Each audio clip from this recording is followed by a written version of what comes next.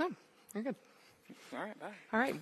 We are joined here with JJ Spaun. JJ, welcome here. Welcome back to the Genesis Invitational, making your 10th start, and it is 10 years later since you made your first start here. What's it like to be back at a place you call home?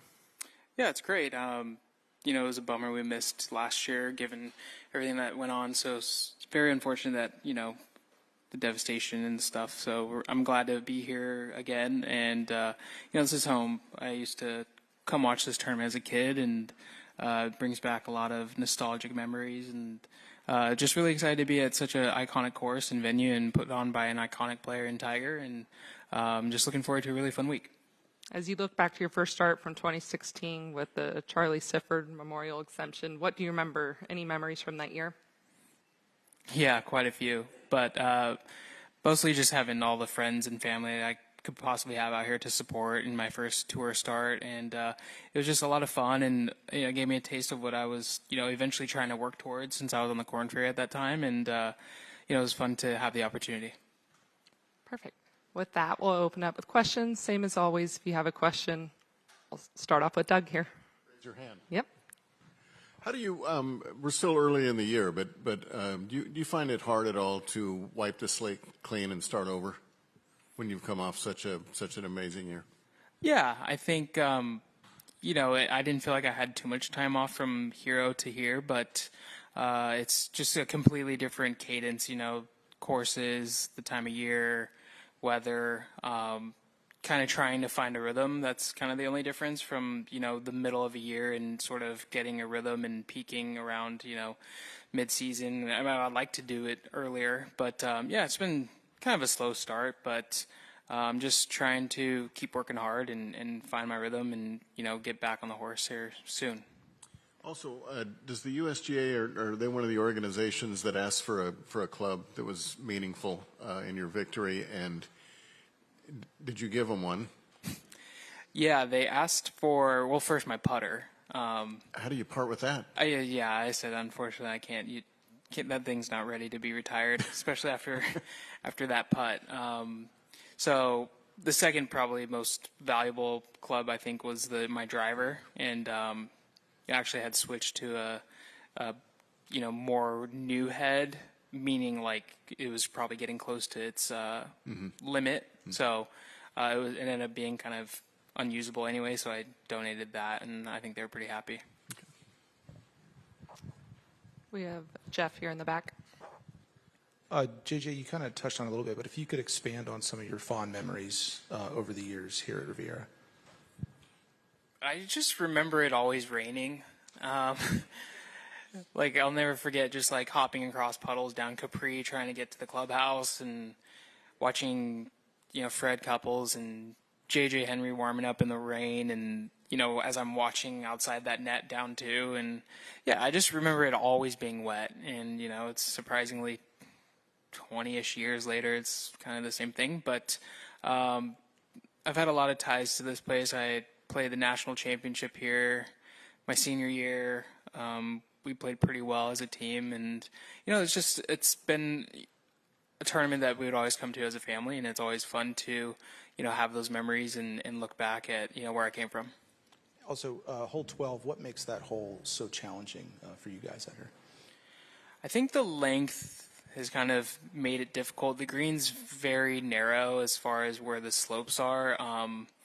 And it's a tough fairway to hit, and then you also got to hit it pretty far to have kind of a club that you can control into that green. But you don't want to miss left because it's out of bounds, and you don't want to miss right off the tee because there's trees. It's really like, I think if you just get off the tee pretty well on that hole, it kind of opens up the hole to, a birdie or par at worst.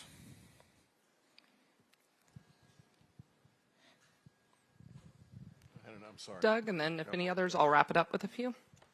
As we go through so many changes on tour, if you go back to you turning pro, and would it take you 3 years, 4 years to get out here? Yeah, thereabouts, Canada and then Corn Ferry and whatnot. The way it is now, can someone like you, would you have gone through the same path, or would it have been harder, or any different? What do you think? I mean, I would have to say it's harder now. but we're ultimately trying to make this the most competitive tour in the world, and I don't know what to say as far as what they're planning to do with developmental tours and the Korn Ferry being maybe a bigger stage, not so much as like a developmental tour for the PGA Tour, but yeah, it's definitely more competitive now. I mean, kids are just so strong and good, compared to it was 15 years ago. And that's just generation to generation. Everyone's just getting bigger and better and stronger. There's more technology, more learning to make golfers better. So I don't know if the pathway necessarily is harder, but it's just, I think, harder in general to make it to the tour because golf is such a competitive sport now.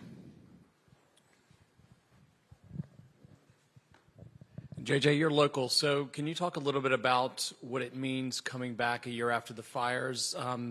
Maybe kind of a rebirth or restart here and giving a lift to residents and also some of the small businesses who are certainly going to be looking to welcome fans and visitors into this neighborhood in this area.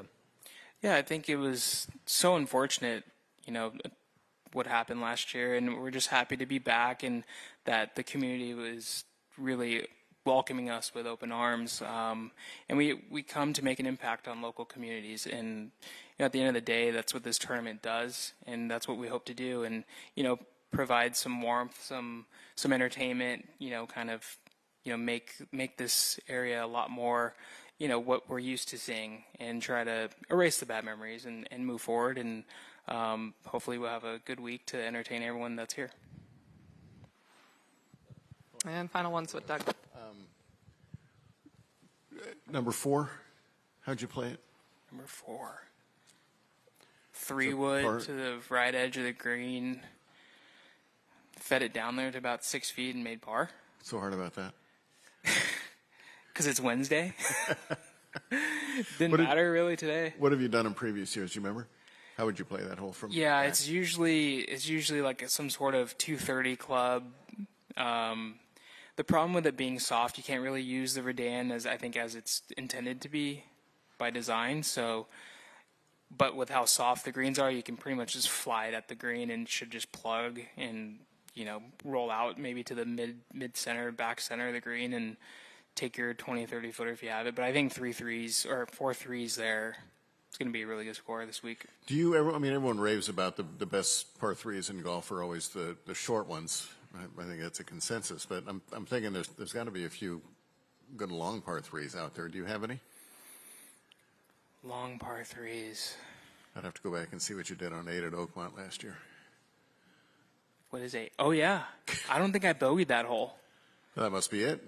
That's the great. It's a 290-yard par 3.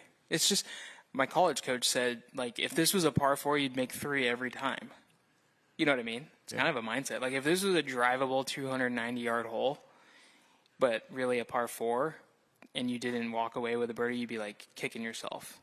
So, I don't know. Maybe it's a mindset. Maybe it's not. So would you kick yourself if you made a 4 on it this week? No, because I feel like I wouldn't be the only one to do it. So, I'm going to play it as a par 2. I'm just kidding. Par 3 is fine. I'll take par 3. You guys are weird. Perfect. Thank you, JJ, for the time. We wish you the best of luck this week. Thank you.